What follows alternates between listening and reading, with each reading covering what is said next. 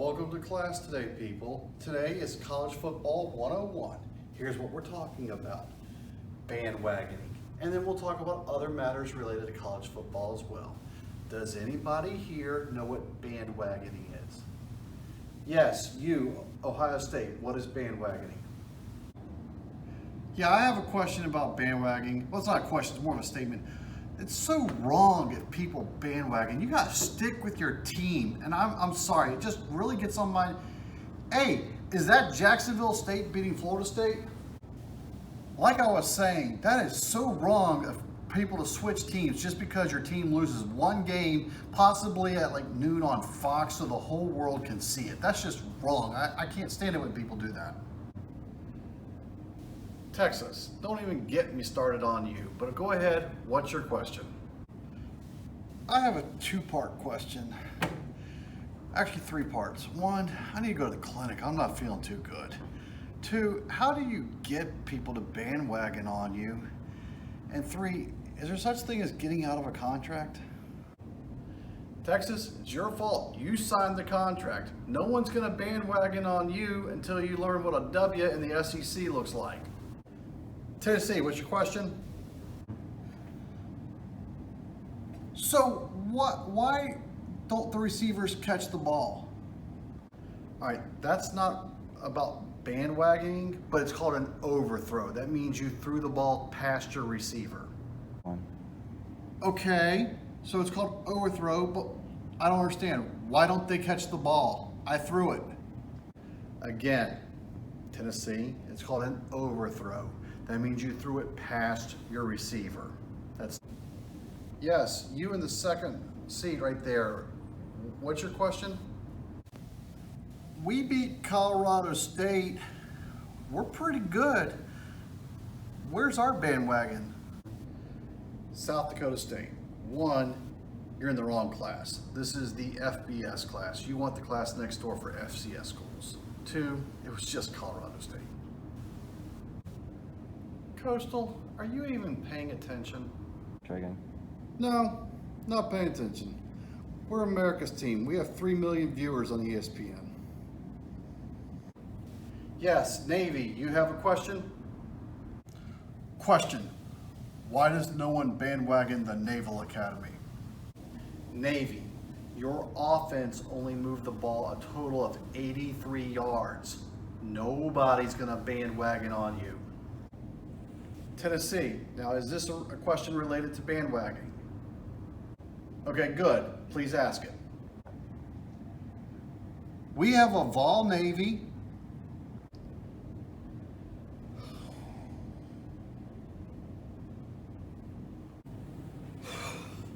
Sorry I'm late. Those mountains are really steep. What'd I miss? BYU, you're tardy again. I told you, if you ride public transportation, no tardies count. But you choose to take yourself here, that's a tardy. Welcome to week 3 of college football. And boy, it's an exciting weekend. Let's just get right into it. Lots of games to profile. We're going to make our game picks. What more can you like? Let's get it on. Game day has found itself in Happy Valley this week as Penn State hosts the Auburn Tigers from the SEC in their ABC 7:30 primetime game. Penn State looks to open up at about an 8-point favorite. I know I'm not just in the homer train, but conducting the homer train. So choo-choo. But Auburn, Brian Harsin's got them going. I know they've played Popcorn State and Little Sisters of the Poor, but they're going to give you something special to watch on Saturday night when probably in the middle of a whiteout. Auburn's offense is going to take over and just manage the game. Simple as that. Manage the game. Watch for a lot of time of possession, great ball control. They're actually going to use the tight end. And then if you don't know the name by now, here's the name for you. Tank Bigsby. Okay. I think the Big Ten is going to learn about how good the SEC running back actually is. So that would be the one thing to watch for this weekend with the Auburn game. I know Penn State's the 8-point favorite, but watch out for Tank Bigsby and a great ball controlling offense in Auburn.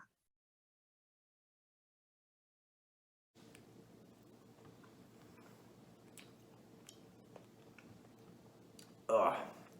Even after letting it marinate for a few days and using my two favorite steak sauces, this crow tastes terrible. Texas, you're out of the top 25 until further review after the Red River shootout. However, your game of the week this week, Virginia Tech versus West Virginia. I mean, anybody can lose to Maryland week 1. It happens to the best of us. So we'll see what happens when Virginia Tech has to go on the road to West Virginia, old rival, haven't played since 2017. We'll see if Tech's leading rusher and passer can get it going in West Virginia, where they're probably already burning couches. My prediction, Virginia Tech squeaks it out, but watch out for the Mountaineers. Alabama, for those of you who remember Keith Jackson, goes to the Swamp to play Florida. Now, these are two top 10 schools going together with one another. But honestly, I think it's going to be a top 1 school versus the SEC East. I'm not expecting much of a game. I'm sorry, Florida fans. You can chomp away on me all you want, but listen, I think it's Alabama's, and then I think they're going to make a statement why they truly are the number 1 team in the nation. Florida, I don't think your offense is going to get past maybe 14 points, probably closer to 13. I think it might be about a 25-point victory. And I think CBS will be looking for things to talk about come the fourth quarter. I hope I'm wrong.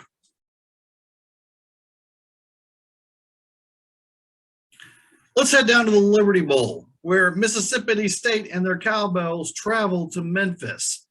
Take the over. Expect lots of points and lots of offense between these two teams. This is going to be a fun one to watch.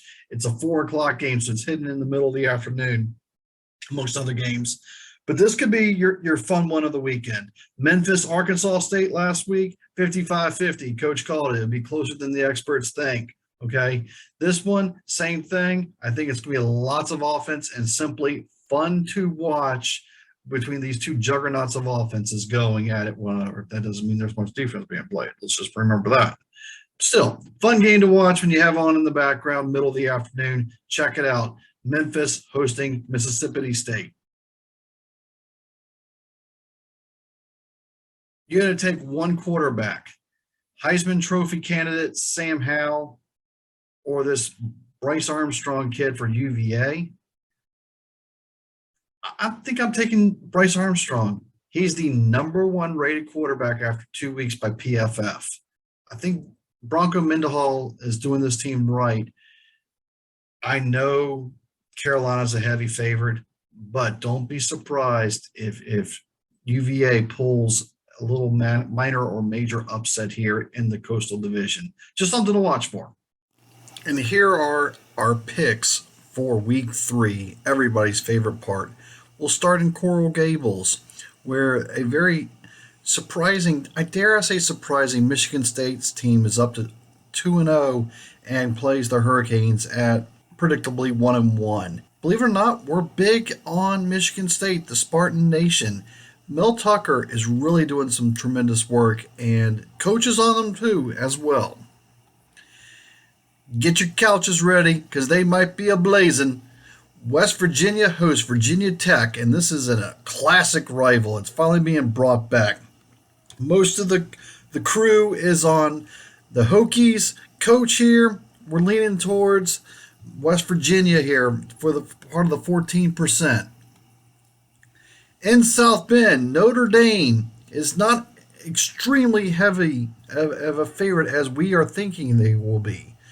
Purdue, Jack Plummer, no relation. Jake is not his dad. Jack Plummer for Purdue. He's the real deal. Watch him. He's the quarterback for the Boilermakers. Expect some big things, but in the end, I think Notre Dame will pull away. One of the better games in the afternoon is Mississippi State, Ringo's Cowbells. They are traveling to the Liberty Bowl to take on Memphis. Memphis has got some offense, and I'm part of that 29%. Here's a game that I never thought would have been profiled in our pick'ems, but it is. Arkansas State at 1-1 versus the Washington Huskies at 0-2. I just fathomed that Washington is 0-2 already, and that's with a FCS loss. They're heavy favorites. I do think somehow they're going to win, right? Evening game in Chapel Hill. Virginia Cavaliers 2-0.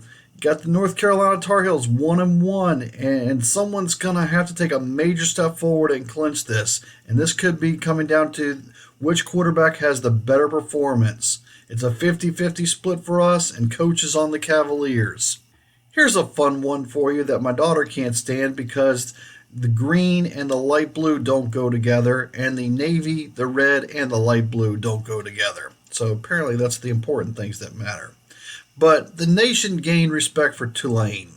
Now they go play against another offensive juggernaut in the Lane Train at Ole Miss this Saturday night in Oxford. Okay, it looks like it's going to be one-sided. The line's 14. 86% of the nation, of the Crew Nation, is on Ole Miss. Coach here, I don't know why. I have no reasons, but just something's going to happen. And I've got Tulane. I'll probably have to eat my words on that and get undertowed, but that's a different story for a different day. One of my favorite teams I love rooting for. I love Lubbock, Texas. Great people. Love rooting for the Pokes. I'm not going to lie. They go up to the Smurf turf and take on Boise State. This is going to be a fun one to watch late at night. So get your nap in early or drink your Mountain Dew. Unfortunately, I'm going to have to go Boise State, and I hate myself for doing that. But Oklahoma State just hasn't proven the offense yet. As much as Malcolm Rodriguez leads that defense every week, I really like the Pokes defense, but the offense, I just don't see it yet. And Boise State, I know, can put some numbers on the board. The Fighting Michael Sorensens, they're 2-0. They drank their chocolate milk. They rode their bicycle. They're happy. They're hosting Arizona State. Well, they do play to win the game, and they have Jaden Daniels. That's enough for me. I'm on the 21%. And Coug Nation, sorry, but I've got Arizona State taking you.